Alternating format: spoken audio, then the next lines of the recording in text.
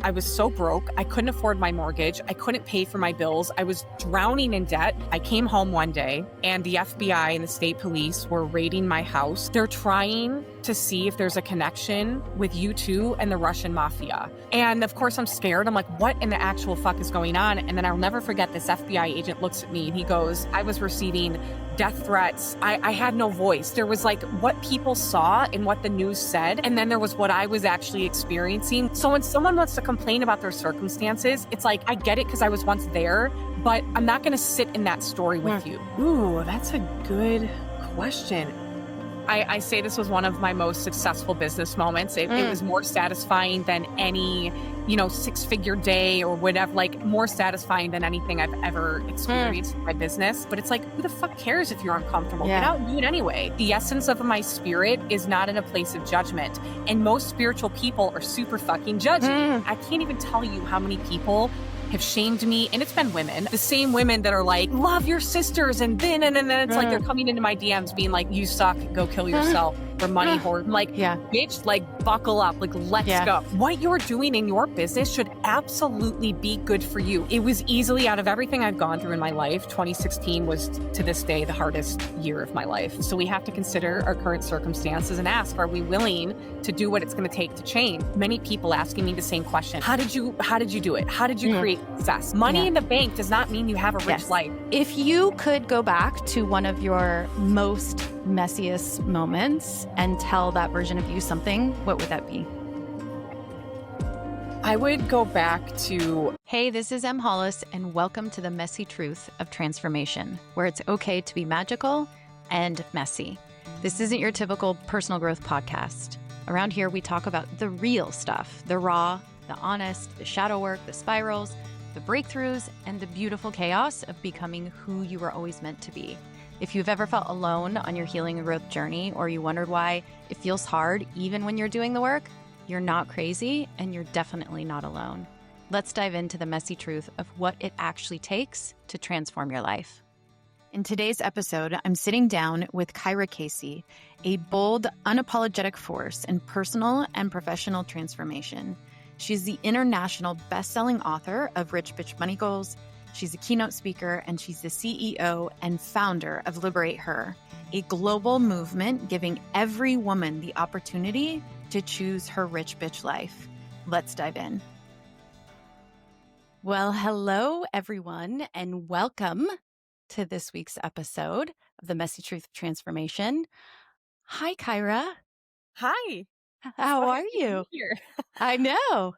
Yeah, well, you were just asking prior to hitting record, so I'm a little under the weather, but I'm super happy to be here. I'm excited to serve your audience and to be really transparent and authentic. It's missing in the coaching space, which I think is why you're doing what you do. That's exactly it. Actually, that's a great place to start, because why I started this podcast actually was because years ago, I think it was in 2021, I was getting ready to launch my own coaching program by myself. I'd been coaching with my husband and my best friend for a couple years, and I was going to go off, and it's like a band breaking up. I was going to go do it on my own, and I was really, really coming up against myself, like really nervous, all the doubts, all the things. And I remember watching this interview on Gaia with Paulo Coelho. I hope I'm saying that right. He's the writer of The Alchemist. Okay. And which is like a super famous book, right? It's so weird, by the way, that you bring that up, because I opened up a notebook literally 2 nights ago that I have not opened in years and years and years. And one of the notes that I had written down there was like from The Alchemist. No shit. That like, it's just so random yet not random that you're bringing that up. Yeah. So I was watching this interview with him, and he was talking about, I think he had just maybe wrote his most recent book and was sort of promoting it. And he was like, even now to this day, right before I launch a book, I get like anxious and nervous. Like, what if the world doesn't like it? And what if the world doesn't accept it? And I was like, holy shit, in that moment, if this guy that wrote these amazing books still like gets those feelings of nervousness, and he still writes them and they're still amazing, if he can do that, then I can do it. And it totally shifted. It shifted where I was. I mean, I was still nervous in launching the program, but what helped me in that moment was to see somebody, like we always talk about, you see me now, but you didn't see all the really messy moments in between, like what it actually took to get here.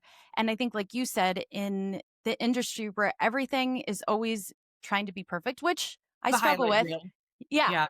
I'm definitely lean towards perfectionism, but I think when we can relate to people and we can see people in leadership positions, the actual messy moments, and you use the word messy a lot in your book, which I Yeah. loved. I Yeah. loved. And I was thinking about the guests that I want on the podcast. I was thinking, like, I want the people that I know will show up and talk about the messy without having any issues. I thought of you. I was like, that is the kind of people that I think we need to hear more about. So that's why I started this podcast, was that moment of like, if he had some really messy moments and he created what he did, then I can too. And that's really, what drove me to start this. So, in saying all that, I thought, what a great place to start. Actually, a quote from your book. So you say, people often tell me I follow you because I want your level of confidence and your success. And just as often, it's the opposite. I'm here because you trigger the F out of me and I didn't initially like you. The truth is, if you looked at me today and think, wow, she's confident, or the audacity she has to wear that, just know this: the self-love you see now is the result of deep intentional work, because I once knew what it was like to be consumed by self-hate. Transformation isn't magic, it's earned. Would the women who are triggered by me or quick to judge see me differently if they knew I once took a razor blade to my skin as a teenager and carved the word hate above my belly button, leaving a scar I carry to this day? Would my self-love and liberation be more acceptable to them then? So I thought, okay, let's start with who Kyera was in the beginning. I would love to know what life looked like and what you look like at ages 5, 12, and 16. And I say 16 because at 15, you had a pretty traumatic event happen. So obviously, I think that we need to cover that and then Yeah. talk about what was life after that.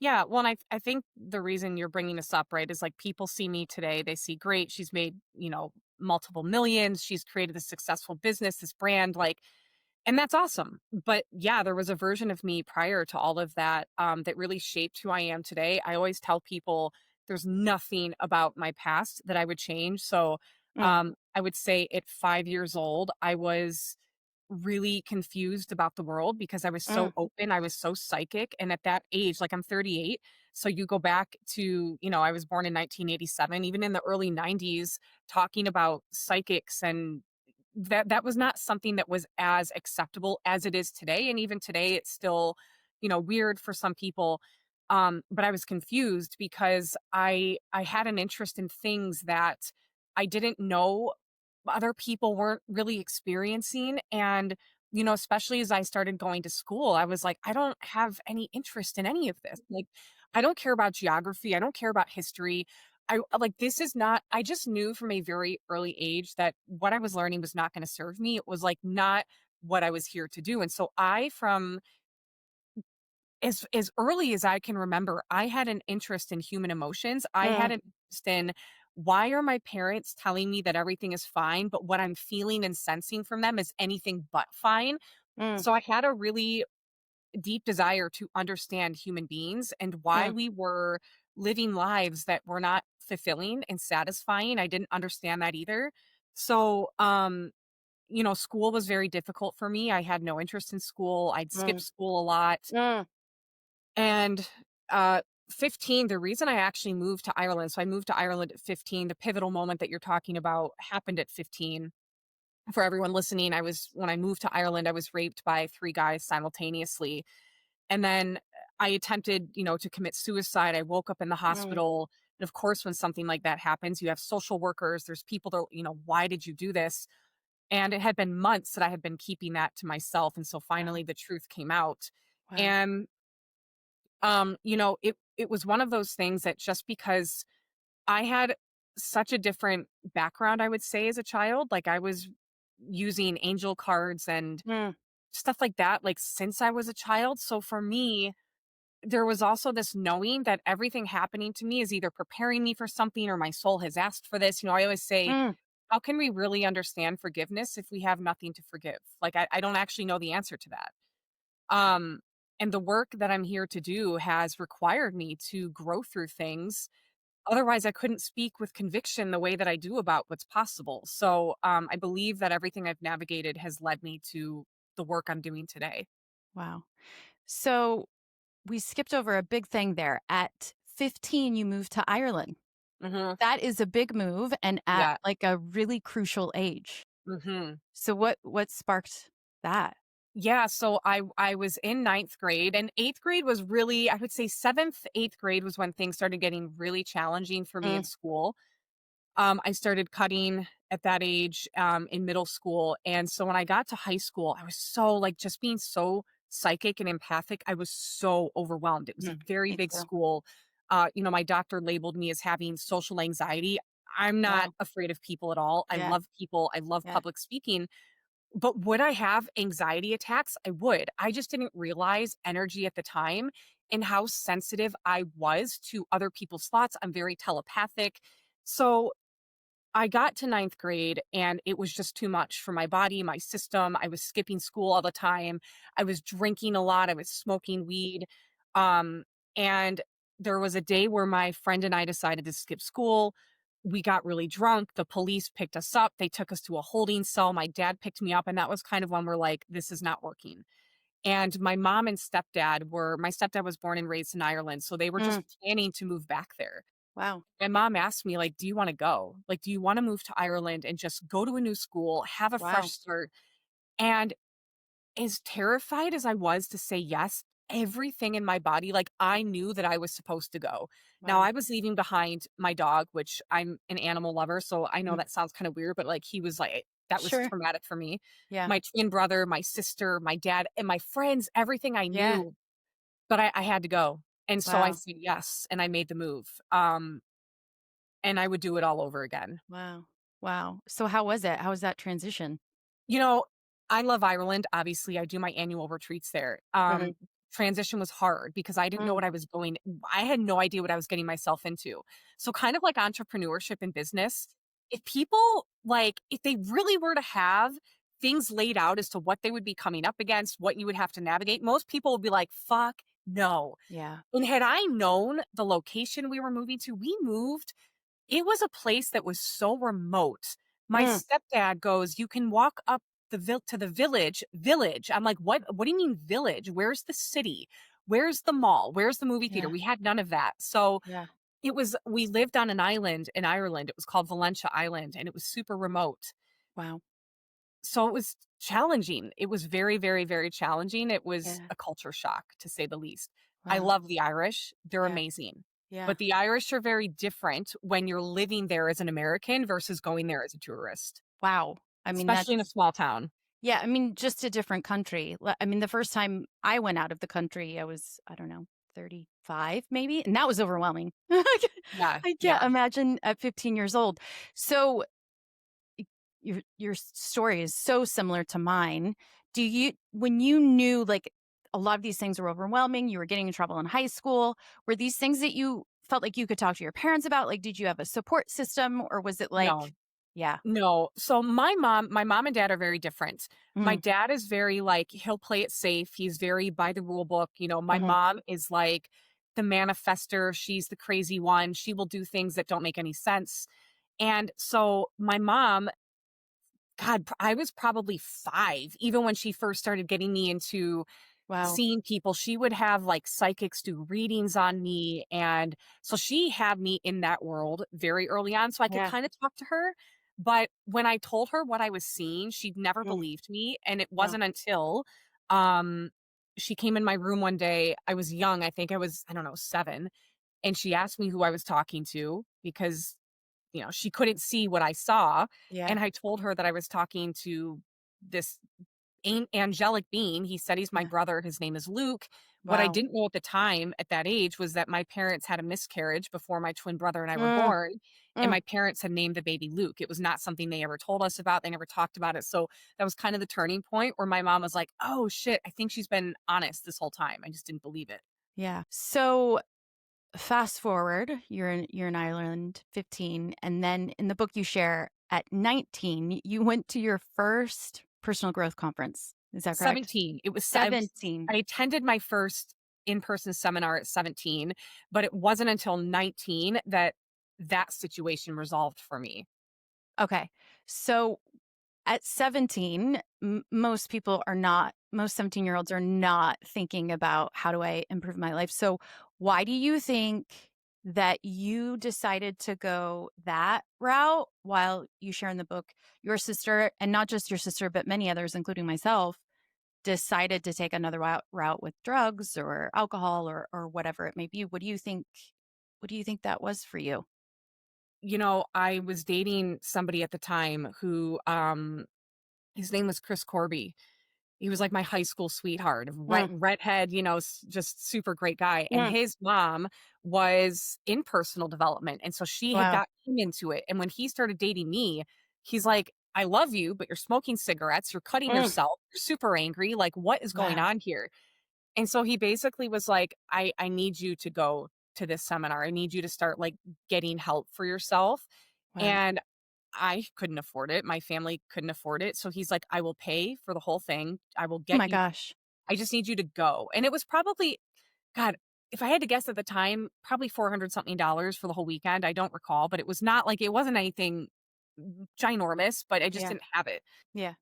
And even with his offer to go, I was so resistant, but Mm, just something in me was so desperate. I was so mm, desperate to overcome what I was feeling that I said yes. And even when I was there, I was uncomfortable, I was anxious, but I sat. It was a 9 a.m. to midnight, 3 days.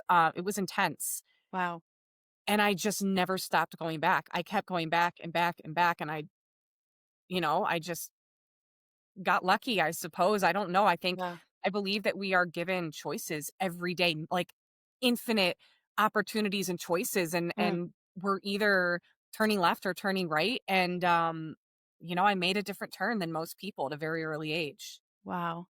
Was that about the same time that you did see your sister kind of taking a different route? Was that sort of a turning point for both of you guys, do you think? I'm trying to remember at that age, I think I had seen my sister struggling for quite a while. Yeah, when I moved back home, my sister, God, I remember like she was just so beautiful Mm, and so athletic and mm, just so like incredible. And yet she was bulimic. And I would catch her, like we would always find bags of her vomit like mm, everywhere. mm, And I just was like, why are you doing this? And so yeah, I had witnessed her really struggling for a really long time. And I was mm. struggling too, just in a different way. Yeah. Yeah. I love the way that you talk about your sister in the book. I mean, you can just feel the closeness and the connection. And you did mention you have a twin brother. I have a twin brother. Are Yeah. you guys as close as you were with your Super sister? close. Yeah. It's my brother and I are closer than I was with my sister. Yeah, Wow. Yeah, they say twins have, like, a special. totally. Yeah, yeah. We have a So, very special bond. does he have the same gifts as you as far as No, psychic not in abilities? the way not in the I wouldn't they're not developed. I would think that he has Mm, them, but not like I do. He and I mm, are, in a lot of ways, very different. He was mm, the, like, all-star in school. He went to mm, Michigan State University. I mm. dropped out of college. Like, Yeah, yeah, he was, a straight A student, and I yeah, was getting drunk on someone's yeah, porch. yeah. You know? I know. Yes, I do know that very well. So, at 17, you go to your first personal growth conference. Obviously, would you say those sort of outwardly behaviors of the drinking and the cutting, do you think that stemmed from what happened to you at 15? Or do you think that was just trying to deal with the No. overwhelming? No, because I was already doing all of that. It had Yeah. nothing to do with what happened. Yeah. It was something that so the cutting for sure was like, I would feel people's emotions so intensely, and then I had no outlet for them. And Yes. the cutting for me was like, I need to get this out. And it was just replacing one pain with a greater one so that it would Yeah. override what I was Yeah. feeling inside of me. It wasn't, I remember actually I had a school counselor. This was in middle school, and he found cuts on my arms. And so he Mm. called my parents in, and I'll never forget, he sat them down and he's like, she's doing this for attention. She wants you guys Mm. to get back together. And I was like, none of that is true at all. I don't actually want people to see these. Yeah. And I didn't want my parents to get back together. They were divorced, and I had accepted that. Yeah. I just didn't know what to do with my feelings. I didn't have healthy coping mechanisms at that Yeah. time. Yeah. I mean, at 17, I don't know that too many of us, 15, too many of us No. do. While most are busy learning geography, really what we could be learning is how to handle our emotions and emotional states. I think would Yeah, be especially highly intuitive people. totally, totally. That because that was my journey. I didn't know that I was feeling all of these things. And of course, when you don't know, what do? You find Yeah. something to help you not feel them all because Yeah. you don't know there's anything else. And I think it is what leads a lot of people down that path of drugs or alcohol or cutting, because that's better than having to feel so much all of the time. Yeah. So, yeah, I think so many people can relate to that. So at 19, you talk about in the book, you were able to really move through and heal. What happened to you at 15 with the It rape? was done. It was done in one moment. It was just Yeah. it was just done. Wow. So what did it happen at a conference? Yeah, so I was at an event and I was sitting down and I was kind of just observing everybody walking into the Mm, room. And I was always the youngest person there. Like really at these conferences, it was majority of the people were anywhere from like I'd say 40 to 70 years old. And so mm, it's like, the only teenager. I just was observing people and I had this just moment where I'm looking at these adults and it was like, that is my fucking future. mm, If I don't change this, like if something mm. doesn't change, if I don't let this go, that's going to be me. And I just was like, I no, like I don't want to live my life this way. Yeah. And I really just for myself, what was true for me, and I'm not saying this is true for everyone, it's just what was true for me. I really understood that I believe in soul contracts. So I Mm, believe that, and I think that we have a lot of soul contracts. So if we go left, we go right, we're going to have a soul contract for mm, whichever turn we take. So it's not to say that that was destined to happen, but the choices that I had made up until that point, it happened.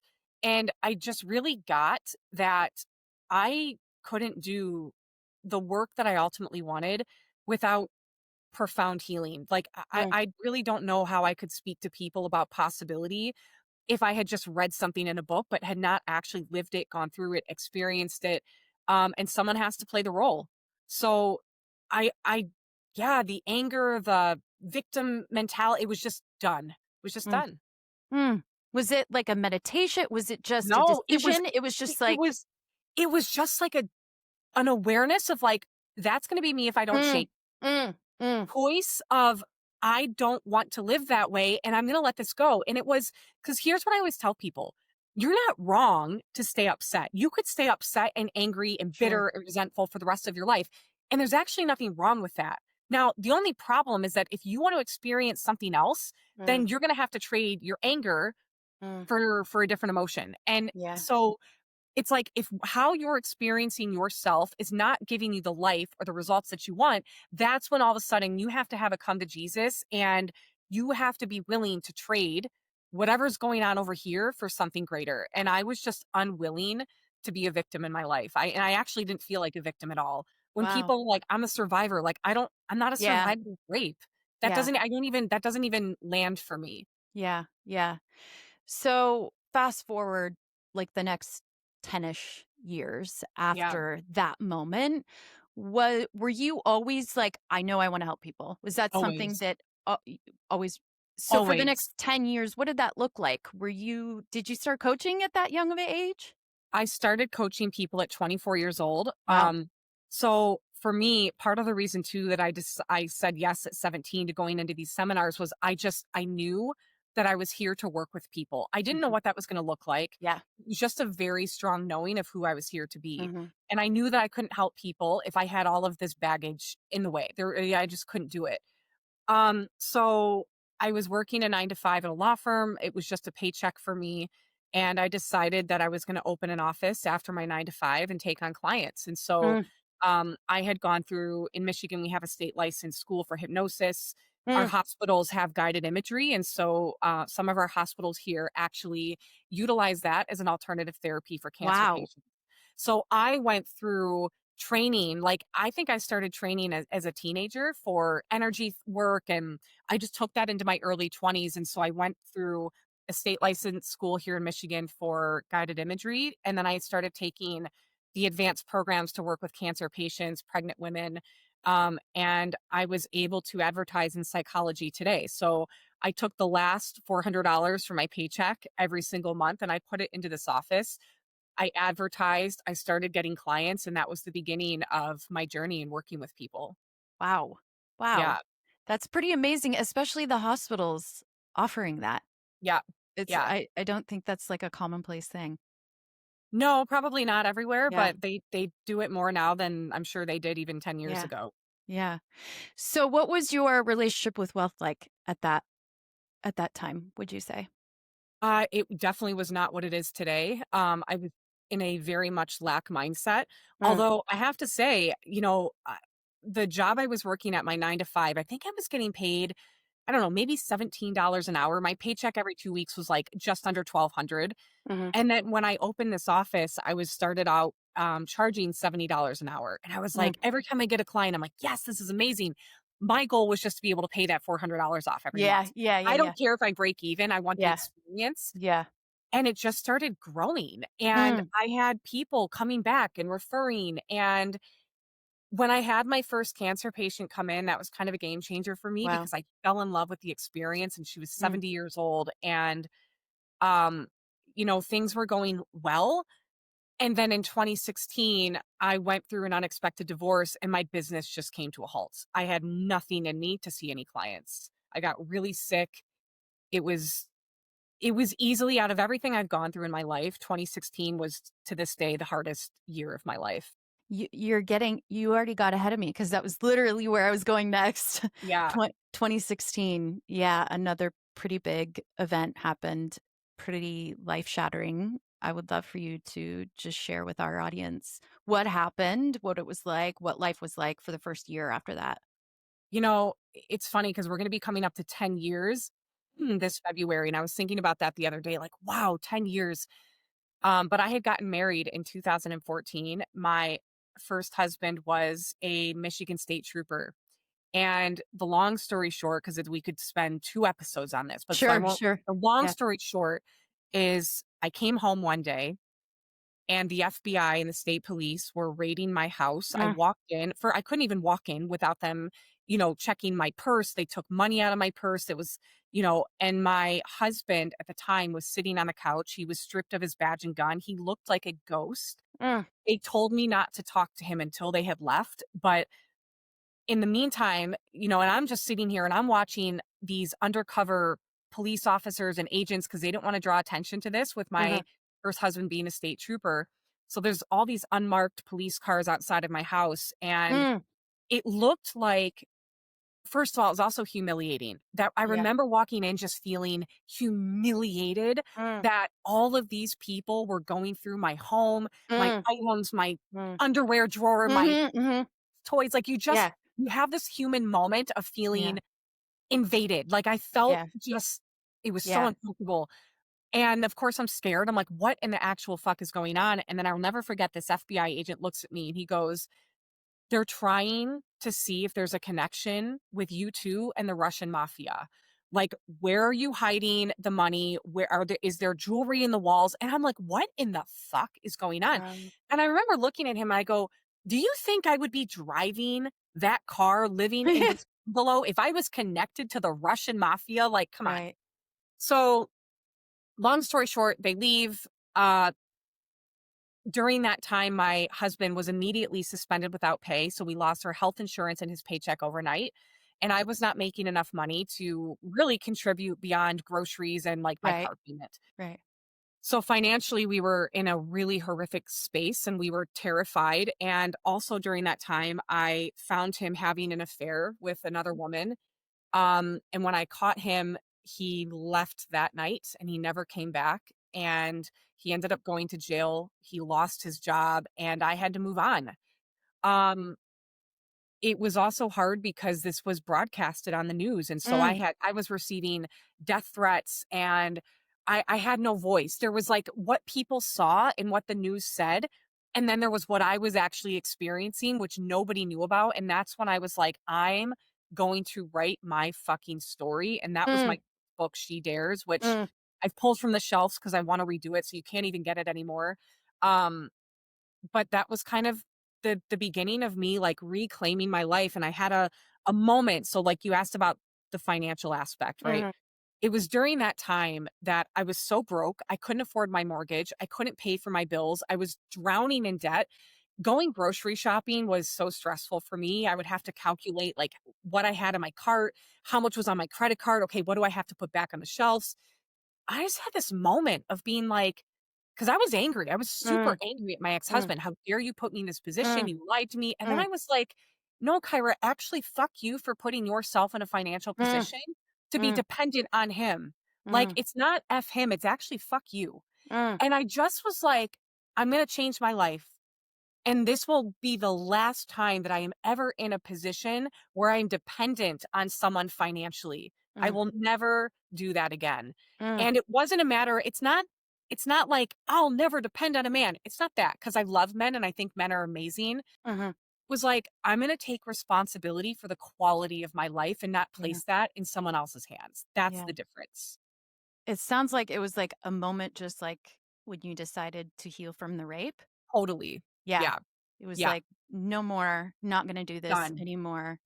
And so what was the practice then? Like from that moment of like, I am not doing this anymore, was it because obviously you teach a lot, you coach a lot on energy and that really being the first aspect to wealth. So was it like, okay, I need to do practical things now? Or was it, I know I need to get an energetic alignment first? It was messy. It was messy, it was hard, it was frustrating at times, I had a lot of self-doubt at times, but I was committed. And Mm, so the process was first choosing. To choose is to select freely and after consideration. So we have to consider our current circumstances and ask, are we willing to do what it's going to take to change? And I was just willing. And so that's always the first step in change. We have to choose. And I chose to change my life. And so I started with just things that I thought would make a difference. And so I already knew about manifestation. My stepdad sure. and my mom was super into it. I just for the first time started really applying it. And so Mm, remember I started reading books. I mm, started watching The Secret on mm, repeat. I anytime I would go to the gym, go to the grocery store, whether I was in my car, going for a walk, cleaning the house, I no longer was, like, listening to music. I was mm. listening to Tony Robbins, Yeah, Vaynerchuk, like, yeah, all of that to really support my mindset, yeah.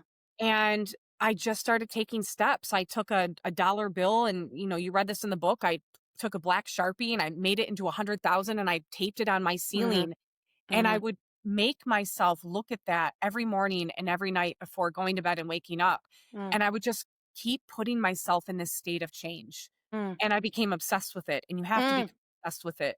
mm, Otherwise, your whole life will easily creep back in. And mm, I just went on this journey. I went mm. on a journey and it was, and to this day still is a messy journey. Yeah, yeah.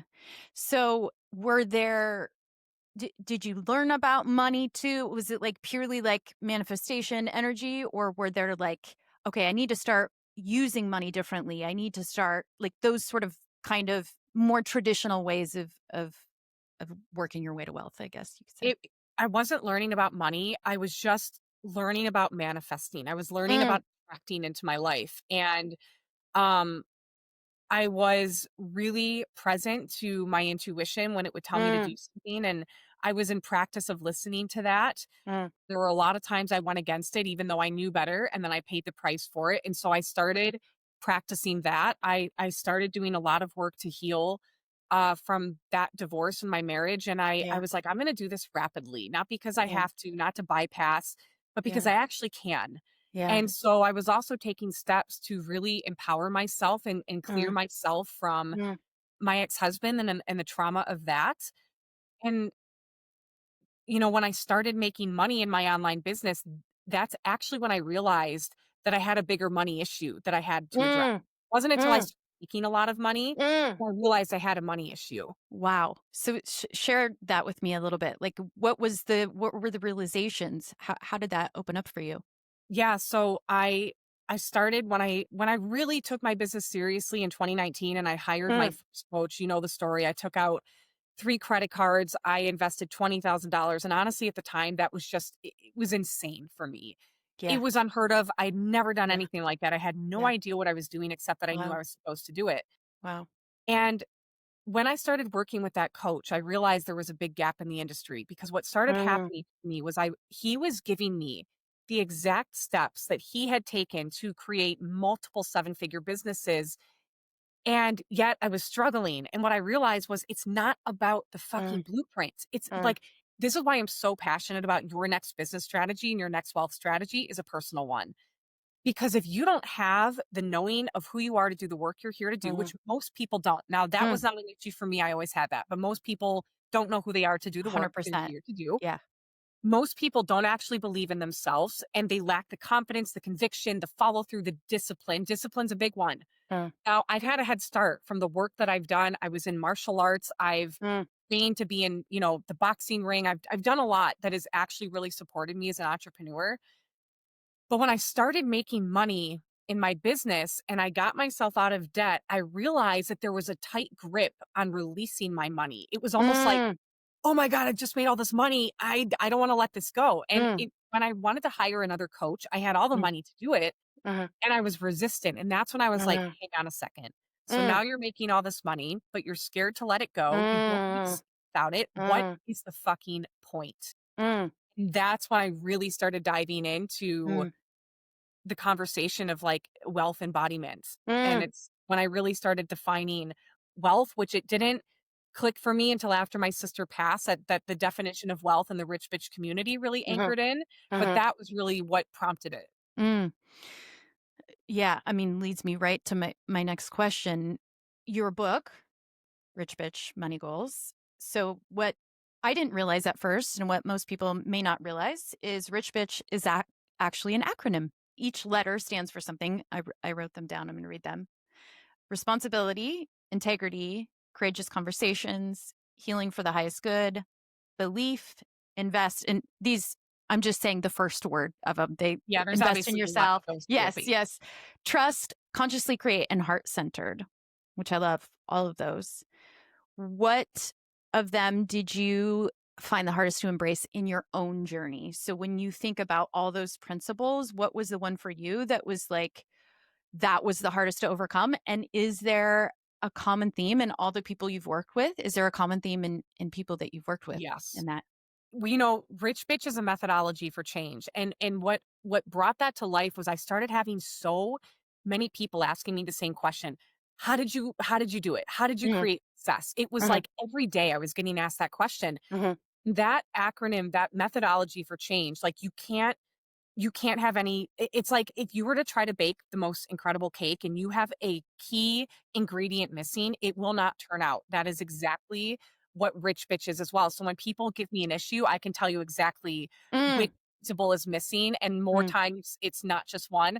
But I would say there are 2. God, there's 3. I mean, they tend to be missing for people. Belief was a huge one.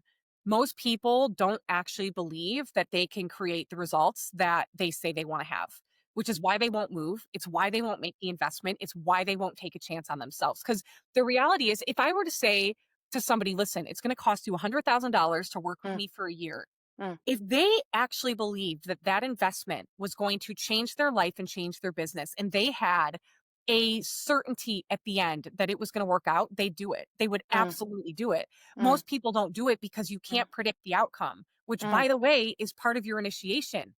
And so, belief has been a huge theme. Trust. Now, the whole idea with trust is about your intuition. And I believe that every single person on this planet has access to their intuition. Most people are just shut down. mm, So, if you can't trust your intuition and you don't move with your intuition, then you're not making choices that are in support of you actually calling in your highest timeline in life, business, wealth, beyond. And the third one that's really common, again, they're all common, but definitely consciously creating.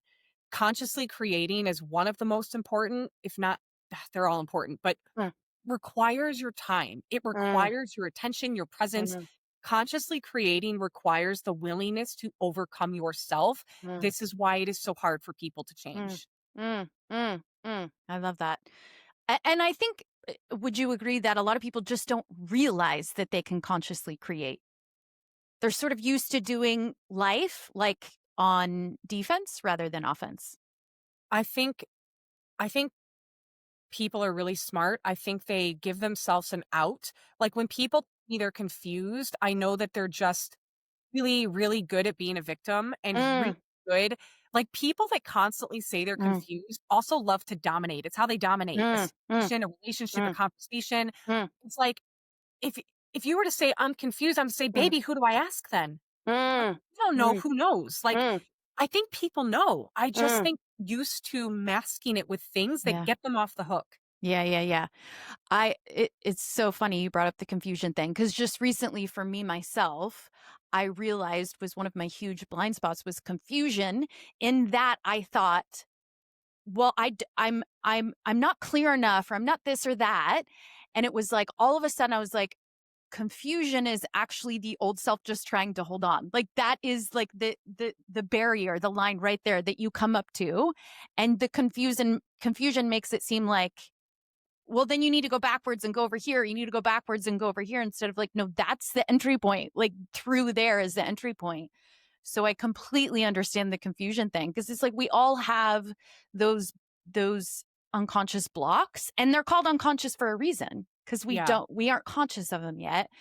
But when you begin to consciously create and it does take a lot of energy It to takes a lot. Like, yes. if people were to honestly, I always said, I wish I could have a camera crew, like, follow me around, Yeah. like, morning, noon, and night so people Yeah. could actually see for an entire week what my routine looks like. Yeah. 'Cause I'm disciplined, I'm Yeah. dedicated, like, that Yeah. it's I can't do the work that I'm doing without Yeah. living it behind the scenes. And, the other Yeah. thing I wanna say about confusion, this is just channeling and to share, Mm, especially when it comes to entrepreneurs, mm, people who say they're confused or they don't wanna, like, be specific in who they help, they're just scared to be accountable for something. They're scared yeah. to be the one. Because Yeah. when you say you're gonna help someone with one Yeah. thing, it's Yeah. like now you've gotta be known for that one thing, and most Yeah. people would rather not be an expert in something because it Yeah. has them be on the hook for it. Yeah. Well, there's also a fear that a lot of people have, and there's a lack of Totally. confidence in their skill set to be Yeah. known for the one thing. Yeah. And I think the depth that you have to go to when you come up to that one thing. I remember getting a reading from a woman years and years ago. It was one of the best ones I've ever gotten. And I mean, they used her, she was a psychic. They used her, the police used her to locate missing children. Yeah. And she really well known. I remember her telling me, like, you have all this stuff up here, but you need to go down, like deep, deep, deep, deep. And that was such a profound moment for me. And I think that's exactly with the confusion thing. It's like, you got to go down deep in to get into that, not just skill set, but into yourself to go through all the things it's going to require in the internal work of doing that. You've gotta go deep, but then you have to know how to get yourself back up. Because some Yeah. people go so deep that they keep going down and they True. spiral down where they're Very like, true. "I gotta do this healing session, this Yeah. psychic, Yeah. this Yeah. medium," and they will spend a lifetime going Yeah. deep and never going Yeah. wide. Yeah. Because Yeah. Yeah. that's Yeah. also that can Yeah. also become an addiction for people too, right? For Like, sure. you For gotta sure. heal, and it's like, no, you gotta Yeah. actually just get out and do the Yeah. fucking thing. Yeah. So my next question is another reason why I really wanted you to come on here because I think in the spiritual community talk about wealth and money is it's almost like there's so many beliefs that are were created and are created in that space as well. And so it's sort of two part. I would love for you to dive into this. Why do you think that so many people who would consider themselves spiritual struggle with money, with lack, with being broke? And how do you help people find the balance between like, I want to make money and I want to be free or, I want to be wealthy and like heart centered, I want to serve. It's not about the money, but it is. Like where do you work with people on that? I mean, listen, to me, the days of, like, the broke healer are fucking done, at least Yeah. in my world, like, fuck that. Um I look at it like this. When it comes to money, people are like, "It's not about the money." Well, it is. Like, and it gets to be about the money, but it also gets to be about everything else too. So, it should be good for you. what you're doing in your business should absolutely be good for you. It should be good for you in the sense that you're making so much fucking money. You don't have to stress about it. You can get the support you need through taking vacations, getting Mm, your own energy work done, mm, whatever you need to do to mm, be in such a state of overflow that when you are giving to your clients, it is the most mm, epic place of mm. giving that you can ever give from. And Yeah, most people don't have that. So yeah. there's just a mindset that people have in like the spiritual community, which is funny to me because spirituality and the definition of that, of course, it's a little bit different for everybody. But to me, if I'm a spiritual person, I'm really coming from my heart. I'm trying. Mhm, The essence of my spirit is not in a place of judgment. And most spiritual people are super fucking judgy, mm, especially around the conversation of money. I can't even tell you how many people have shamed me. And it's been women, of course, the same women that are like, you know, love your sisters. And then it's like mm, they're coming into my DMs being like, you suck, go kill mm, yourself, or money mm, hoard, whatever. But I also mm, look at it like this. No one has to say yes to your offer. That mm, $20,000 trust offer I just put out that mm, someone claimed, they didn't have to buy it. mm. It's an invitation. You don't have to say yes to my Yeah, offers.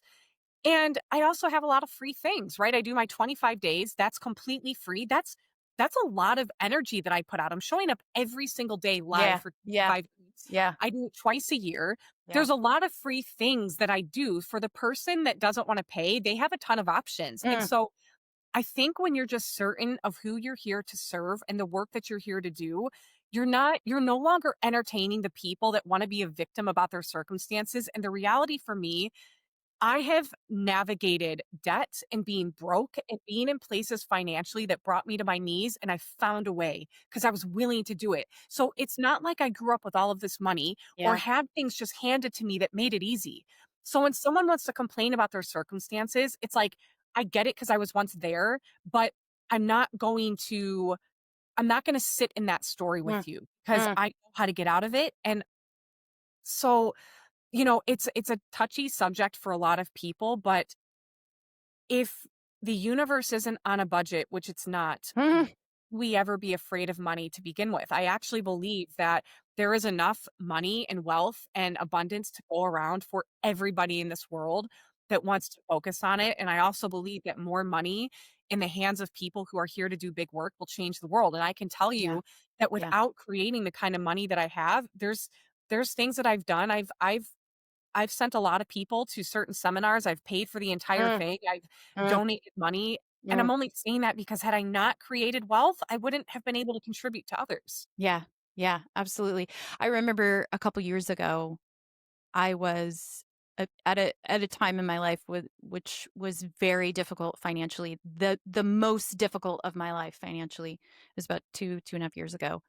And I remember thinking to myself, God does not want me to be poor. Like, this is not spiritual. This is not spiritual to be. It was like such a moment of like, if everything is in abundance and I'm in lack, how is that spiritual? How is that aligned with the things that I want to do? Like, I want to take care. I want to do things for my kids. I want to do things for my husband. Like, I Yeah. want to do these things.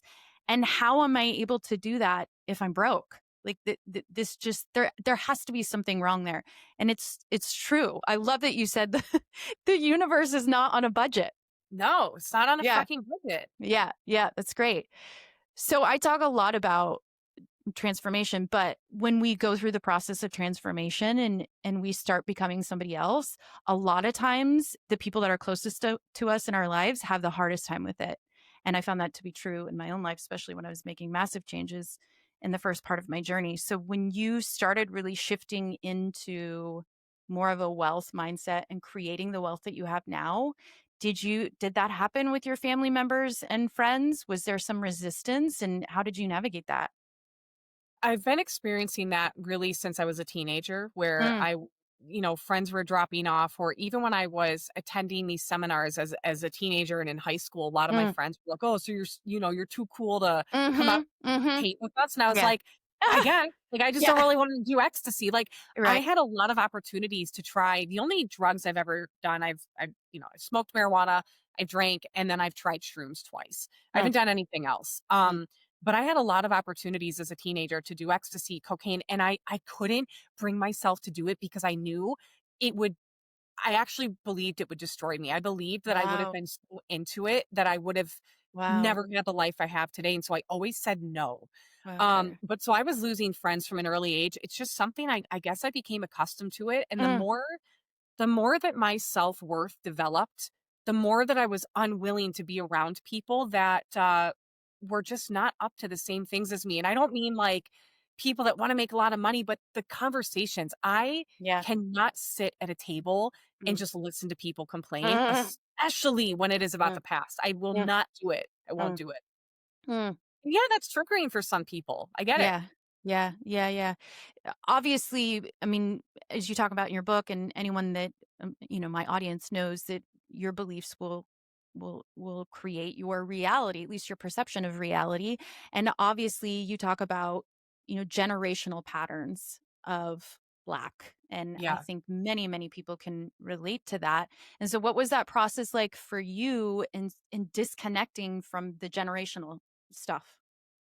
I was questioning it from as early as I can remember because Wow. my family was on the side of like, take the job for the health insurance. And I was just Hmm. so weird. Yeah. Why are we like working these jobs that we don't want to work at? Why are people just going and getting a degree because it's a thing that to do, but it's not what they ultimately want to do? Yeah. So I was always in question of that. I was in question of money. I was in question of why is there enough for some people, not enough for Mm, us? What do we have to do and who do I have to become to change that? And so, yeah.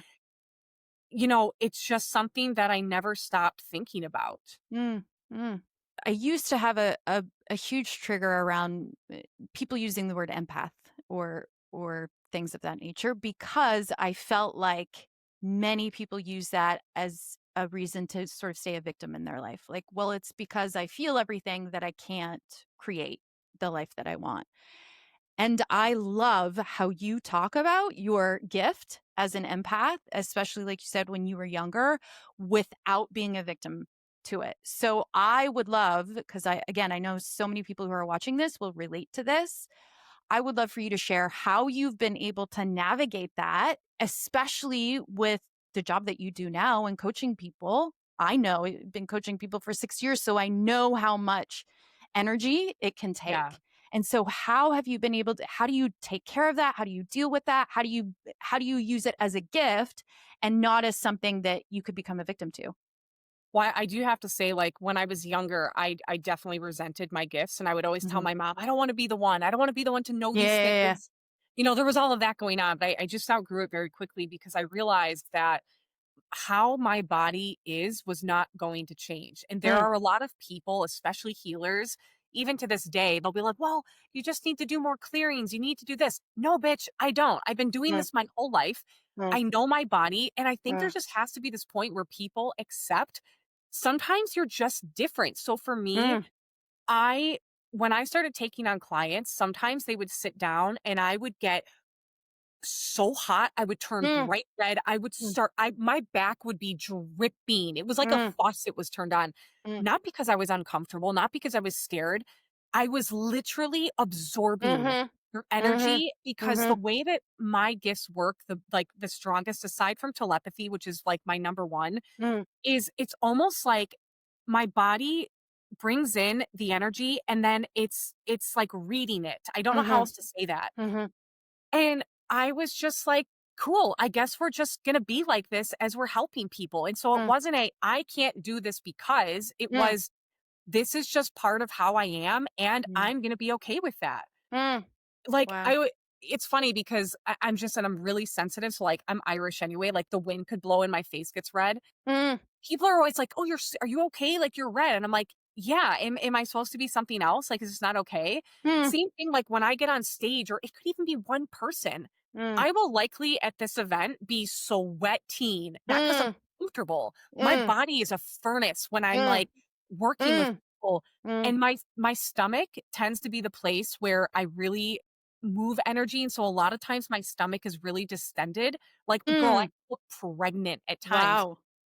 And listen, I meditate for hours every day. I do breath work. I ground. I do everything that we're told Yeah, to yeah, do. My yeah. body is my body, and I've Wow. just accepted it. I don't have any Yeah, discomfort with that anymore. Like I yeah. think you have to just be willing to Mm, accept Mm, the more that we resist, the more mm, things get worse or we mm. can't seem to move. But it's like, who the fuck cares if you're uncomfortable? Get Yeah. out and do it anyway. Yeah. There has to be a point in time where you stop comparing yourself to how other people Mm, look, work, mm, operate, and mm, just accept the way that you are. It is mm, part of your gift. mm. How have you o or do you navigate when you can sort of take that on physically? I love the post you did about what happened with your dog. If you wanna Yeah. share really quick what happened, because I think that for me was, like, such a good analogy of what I experienced, is it was what your dog experienced. So, have you been able to navigate, like, "Okay, this I'm feeling this, it's not really mine, but I'm still gonna process it the same way I would as if it's mine."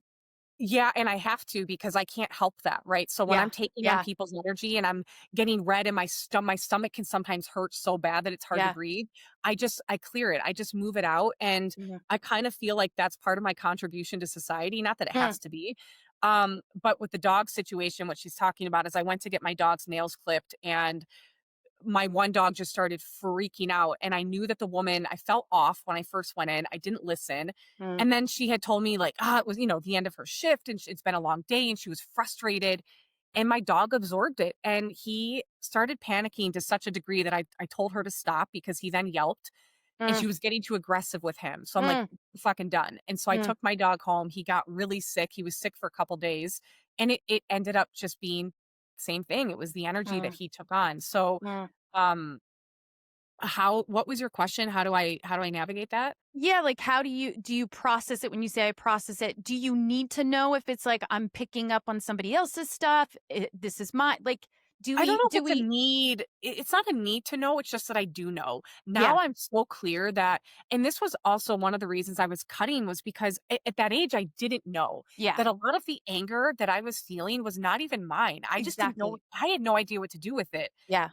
Martial arts definitely saved my life. Mm, I think mm, physical movement mm. for psychics and empaths and light workers is so, so, so Yeah. important. So Yeah. important. Yeah. Yeah, I've realized that in my own journey. The physical movement is really, really helpful. And I think that, like I said, I think so many people watching this can relate to that. And especially if they're on a spiritual path and how to navigate that. Like, is this mine? Especially when we start getting into more personal development where we're like, we're not victims, we're creative of our realities. Then it can get kind of murky. Like, well, is everything not mine or is everything mine? Or, you know what I mean? So it gets kind of Yeah, murky. And at the end of the day, I remember hearing Christina Lopes, who's a spiritual teacher, talk about this. She's like, even if we are soaking up other people's stuff, at the point that we recognize it, it doesn't really matter because it's in our body exactly. either way. Yeah, So, it doesn't so matter. it's like learning how to move through that. Like you said, finding ways to move through that. Well, especially as a business owner with the work that you and I are Yeah. doing, which is why, Yeah. like, so I have an agreement in my mastermind. I have this in all of my containers, but Hmm. especially in my mastermind that and this is only because I learned a lesson after the fact that I could implement this, but part of the agreement when you come in is you have to agree that if you get triggered by me or someone else in that space and you can't work through it, I think within 24 to 48 hours, I have to go look at the contract.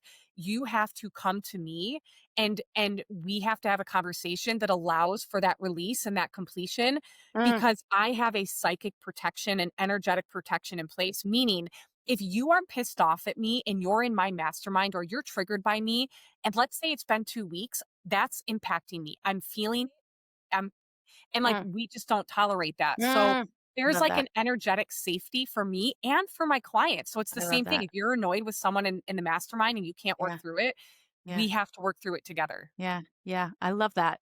I love Yeah, that. That's really good.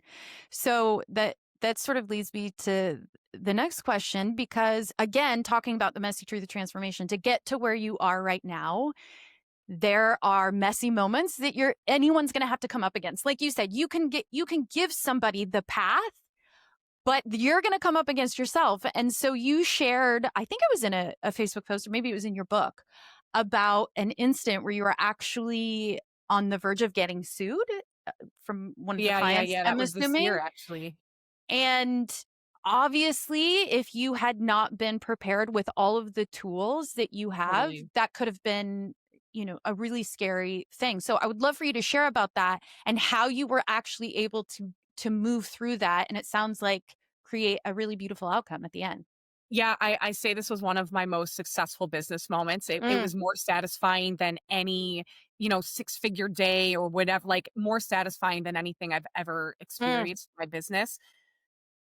But the long story short, and listen, I have, contracts and attorney, like everything is in place in my business that needs to be in place. And this is just the name of the game. It's mm, the name of the game as an entrepreneur. There will be mm, times where people want to steal your stuff, they want to steal your money, they want to ruin your reputation, they want to sue you, whatever.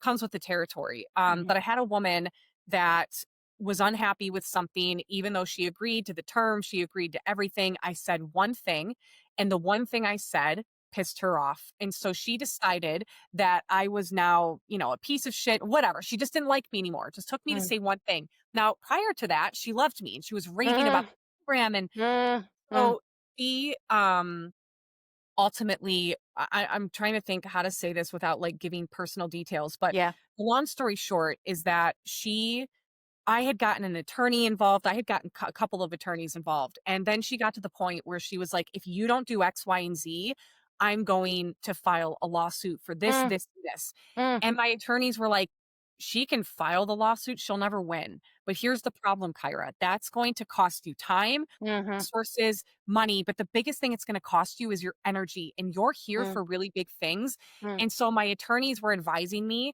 to drop it, to not be mm, like, listen, my ego was not wanting to drop it. My mhm, ego was like, "Bitch, bring it the fuck on because you don't have a leg to stand on." And it would have cost me. And so I had to really sit with myself because I will not make a decision from a place of reacting. If I'm mm, emotional, I will not mm, make a decision mm, from that place. And I was mm, highly emotional. mm, I was hurt. I was hurt mm. because it was really unjust what she was doing, what she was saying. And I knew that she had done this with other people. Yeah. And so I got really clear that I could be the one that actually like completes this for her. But Mm, I wasn't going to be able to complete that for her if I was meeting her ego with my ego. mm, So I took time. I took mm, days to process my anger, my hurt, my frustration. I did breath work. I just got it out. And every swear word under the sun, mm, fuck that bitch. I got mm, all of it out. I allowed my mm. human to human. Yes. Yeah, yeah, yeah, And then I'm like, "Okay, now we're done. yeah, What are you committed to, Kyra?" And I yeah, was like, "I'm committed that she gets complete and that there's peace between us." yeah. And I asked myself who I would need to be for that to happen. And so I went back and I looked at her email and I heard everything that she wasn't saying. So that's one of my Mm, gifts when someone's talking to me or they send a mm, text message or whatever. It doesn't have to mm, be like in person. mhm, I can actually hear everything that's not being said, but mm, you can't hear at that level mhm. if you're congested with Yeah, noise. This yeah. is the thing about psychics, right? Like you have to be able to do this work. And so when I heard everything she wasn't saying, I was able Mm, to speak to that. And mm, wrote her this just honest, heartfelt email. And I sent it. And then she responded in the most loving, mm, appreciative. It was mm, just done. She was like, mm, and I actually, after that happened, saw her in person randomly, mm, mm. ran into her. I'm like, of course, the universe would Yeah, do this. And yeah, I looked at her and she looked at me. I could tell she didn't know what to do. And I just yeah, walked right over and I yeah. embraced her and gave her the Wow. biggest hug. And we just Yeah, had this moment of looking at each other. And I honestly have nothing but love for this person. And it was wow. just powerful. It was kind of Yeah. like, if I can't embody my own principles, if I can't Mm, do the rich bitch principles behind the scenes, I have no mm, business teaching it. yeah. And I think as a business owner and an entrepreneur who is in the space of transformation, if you can't embody your work behind the scenes, because I couldn't talk about this publicly, not to the Yeah, degree yeah, that I yeah, would have loved to. yeah. So nobody really knows, Mm, sometimes the mm. work that you're doing behind the scenes Totally. Most and people that don't work know. totally. And it's Yeah, so important. yeah, yeah. Wow. I mean, that is practicing what you preach, right? Yeah. I talk about this a lot with communication. It's like anytime you're approaching communication with somebody and you start off attacking, like it's never going to go well. Like if two ego, it just will never, ever turn out well, Well, and ever, it's ever, not the ever. truth, right? Yeah. It's not Yeah, yeah, yeah, actually yeah. there is, right? Yeah. Yeah, absolutely. So, what a beautiful example of how communication can work. And I think the other thing that you said there was like, okay, how do I want this to turn out? And who do I have to be in order to do that? And the other thing I love that you said is, I gave myself a couple of days to be angry, to be my humanness. Like I'm not going to bypass and pretend like, I'm not upset, I'm not angry, oh, everything's great. It's like, no, let myself actually feel the emotion, move through it, and then go, okay, Yeah. now what? Now Yeah. what? And I think that's so big for people, especially on a spiritual path. It's like, don't just try to go, I'm fine up here and bypass your humanness, because that's not going to work either. Allow yourself the space and time to do that, but then go, okay, now what? Like, Yeah. now it's time to do something different. So where do you help people? Where do you do this in your own life? Find the balance between wealth is freedom, right? Like, that's what most people are after. I want wealth because I want freedom, Yeah. and wealth being responsibility. Like, obviously at your level in the business that you're running, you have a lot of responsibility. So how do you navigate like that tension between those two things in your life? And then how do you walk your clients through that process? I don't look at money in a traditional way at all. And Mm, that can be challenging for people, but yeah. like I make a lot of moves that still to this day won't make sense. I will put myself in situations where I have to figure it out because, Mm, like, even for like next year's event, of course, the venue is like double the price. It's bigger, it's this, mm, it's that.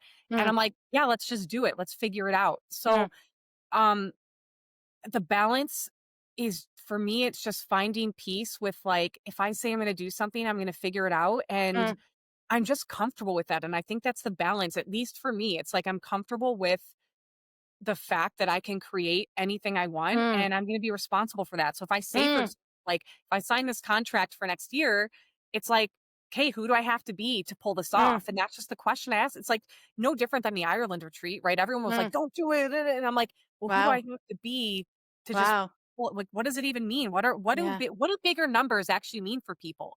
Like, see, Yeah. they make it mean something. And for Yeah. me, 20 million is really no different than $2. Mm, What's different is the meaning behind it yeah. for people. Yeah. Totally.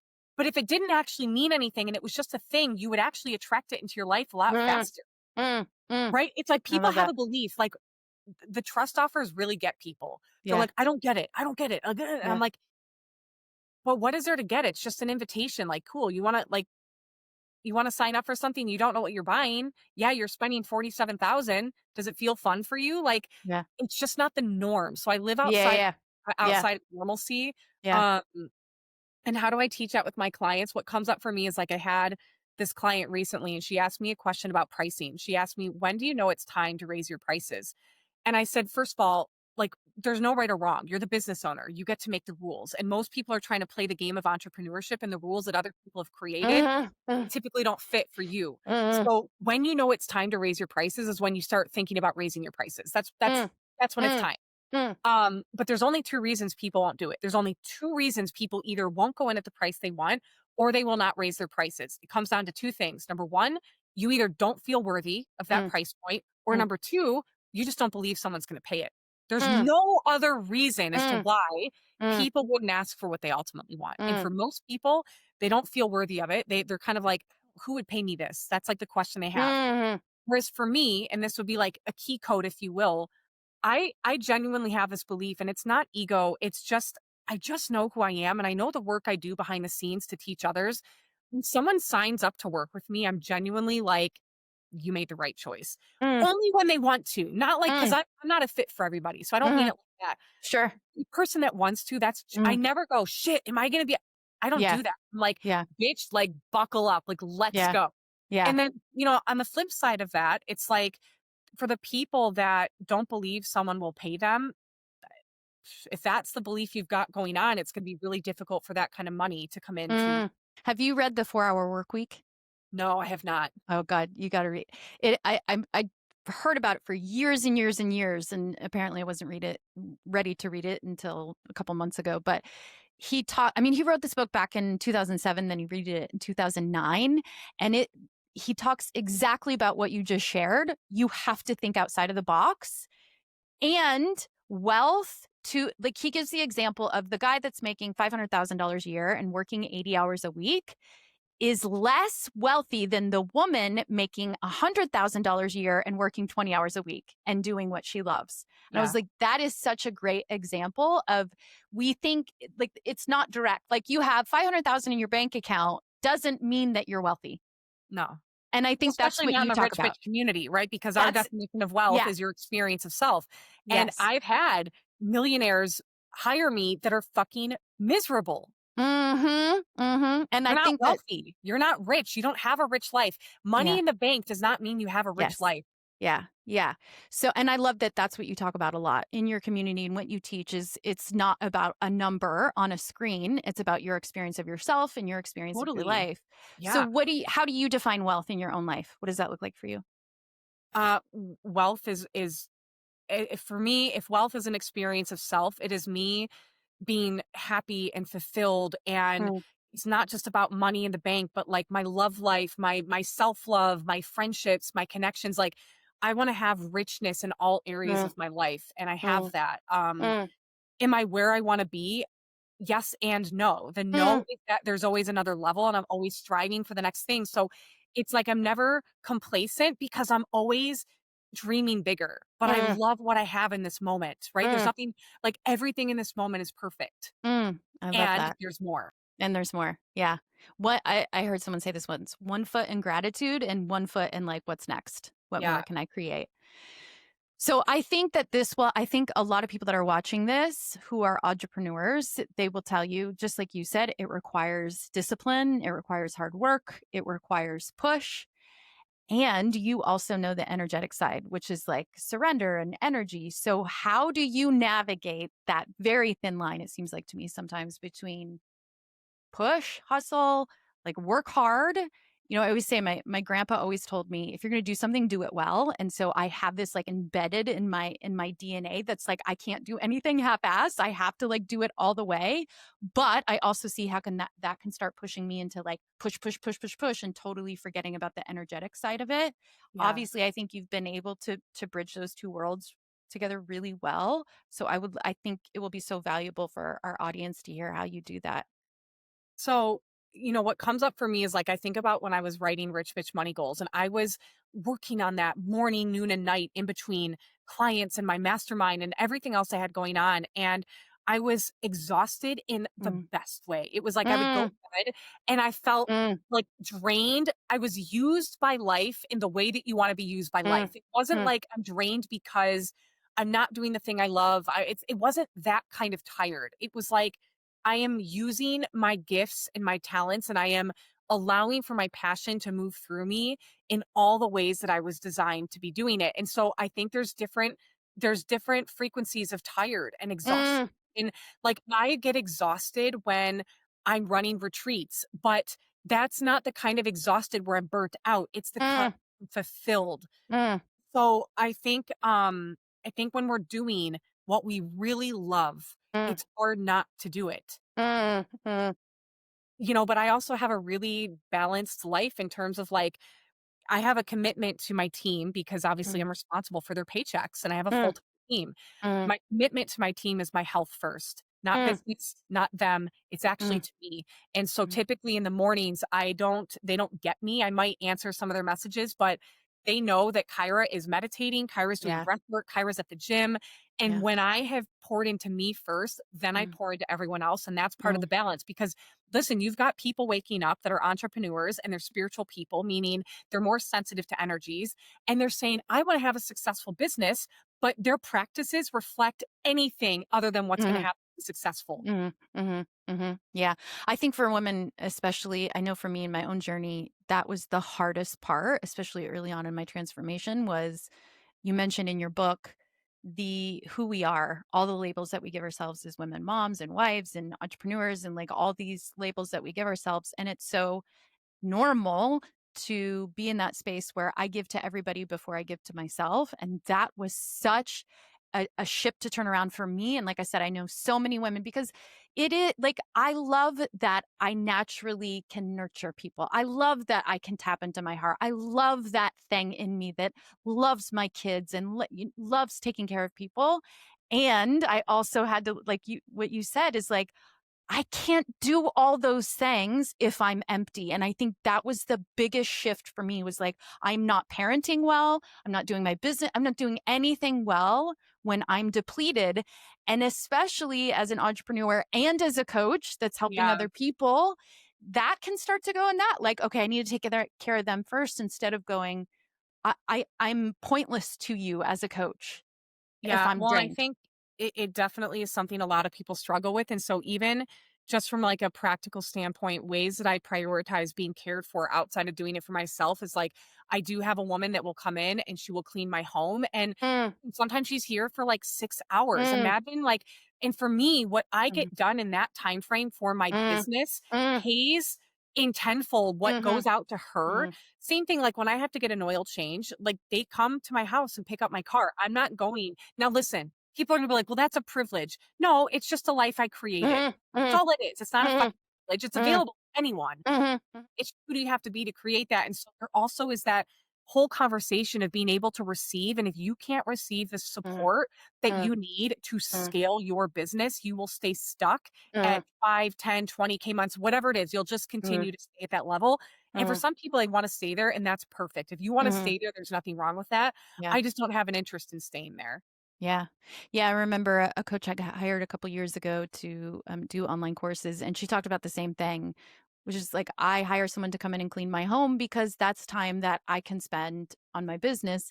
And in the 4-hour work week, they talk about outsourcing everything in your life. Like, if you can outsource it, do it because it's going to pay off in the end. And I think people, for me too, you feel this kind of like, well, I should be doing it all. Like, why can I not do it all? And then it's like, well, why am I so drained? Well, maybe that's why at the end of the day.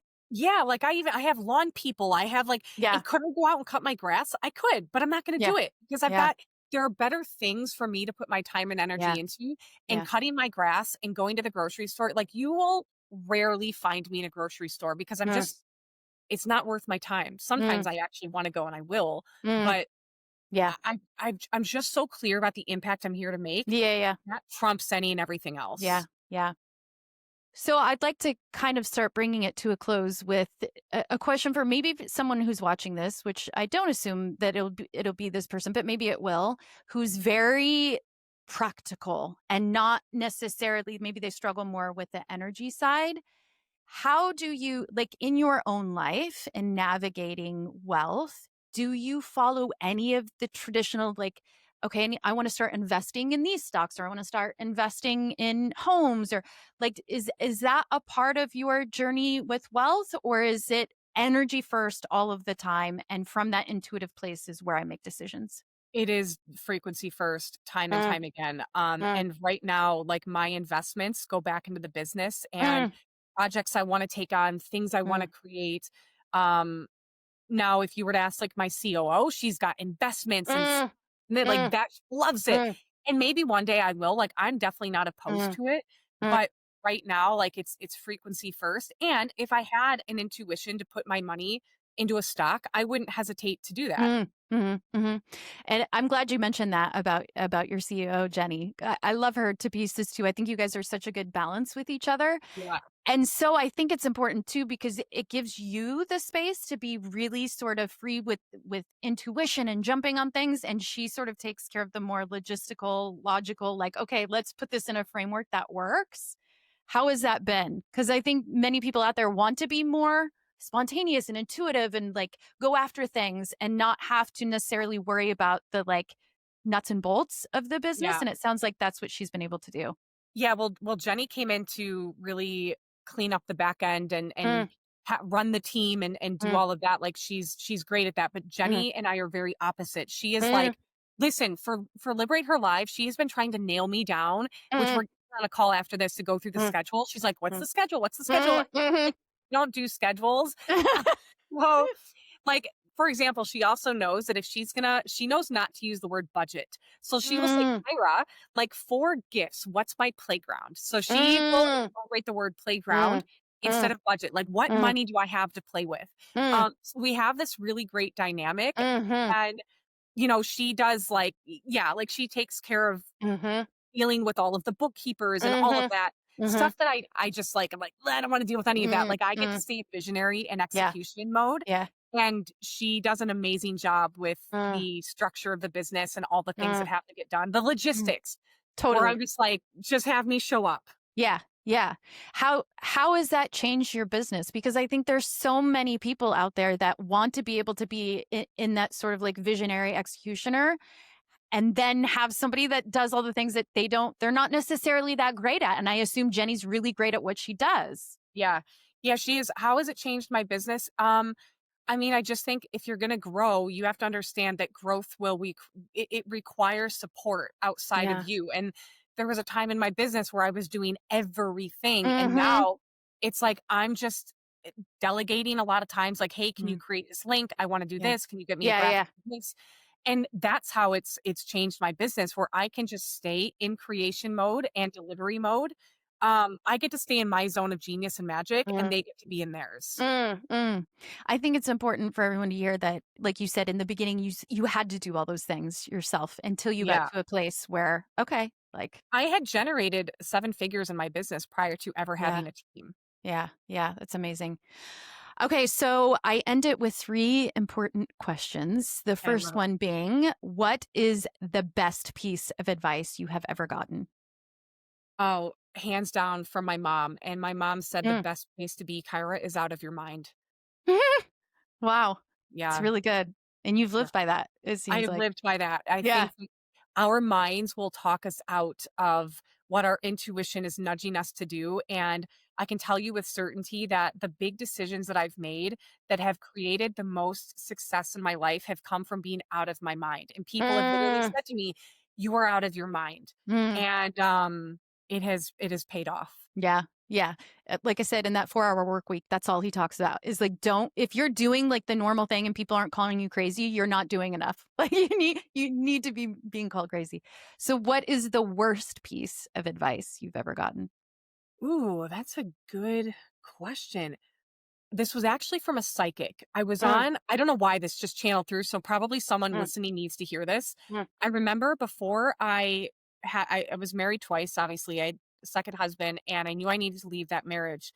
And prior to doing anything about it, I had a call with a psychic, right? Like most mm, people do. We want to mm, affirm our intuition. And I remember this psychic was like, basically telling me to stay in this marriage. She's like, the mm, grass isn't always greener. And I remember having this moment going, she's projecting whatever she's got going. Like, this actually had nothing to do mhm, with me.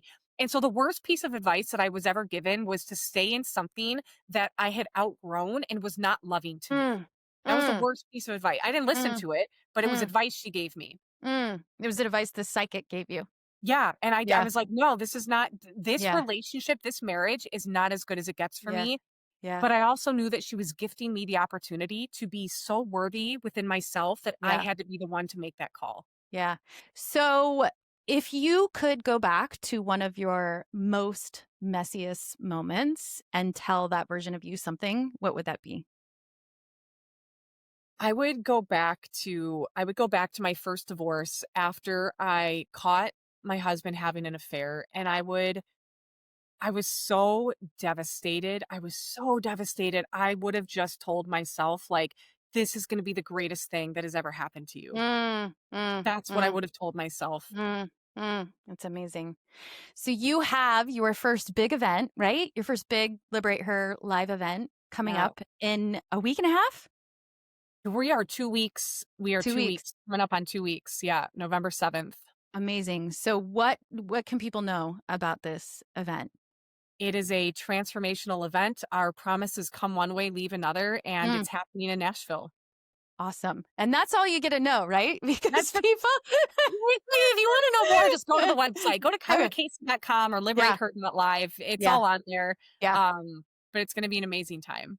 I'm Yeah. excited Yeah. about it. And so if people want to work with you, they're ready to move into this. Is your website the best Yeah, they place can for them just find to? me on Facebook, Instagram, or go Yeah. to kyeracasey.com or reach out to Yeah. my team. They're awesome. They'll help Yeah. you. Yeah. Any last words you want to leave our audience with for anyone maybe that's, at the point you were in debt, broke, like I don't know how to get out of this, anything that you want to say to them? What is coming through for me to say is it's never too late. I think there Mm, are a lot of people that use this excuse of I should have started sooner, so what's the point? mm, I don't care if mm, you're 40, 50, 60, 70, 80 years old. It does not matter. It is not too late for you to turn your life around. That's what I would say. It is not too late for you to change. your entire reality. I've seen people Yeah. do it at every single age, and Yeah. it comes down to choice and willingness. Yeah, absolutely. Well, thank you so much, darling. And people can get the book too Yeah, look at if Rich they Bitch Money Goals. It's on yeah, Amazon, it's on yeah, Barnes& and Nobles, Target, you can get it yeah. at Walmart, it's everywhere. Yeah, it's a great way to get into your space, into your energy, to know what you teach. Because, like you said, you're not going to be for everyone. Every coach is not for everybody. Yeah, But when you get into their world a little bit, you'll know. We all yeah, know. We all have that feeling. So thank you, thank you, thank you so much. Like I said, I was like, I need someone on here that's authentic. It's going to tell it like it is. It may trigger someone, and that's okay. That's an invitation to go a little bit deeper if that's where they feel called to. So thank you so, so, so much. It's an important conversation to have for sure. yeah. Thank you for having me. This has been awesome. Yeah. Yeah. All right. We will see you guys on the next episode. Hey guys, thanks for listening to another episode. If this episode resonated in any way, I would love for you to subscribe, leave a review, or share it with somebody who's in the thick of it too. If you want more behind the scenes, or you want tools to support you along your journey of messiness, come hang out with me over on Instagram at @mhollis_thesage. But most importantly, just remember, the mess is part of the magic.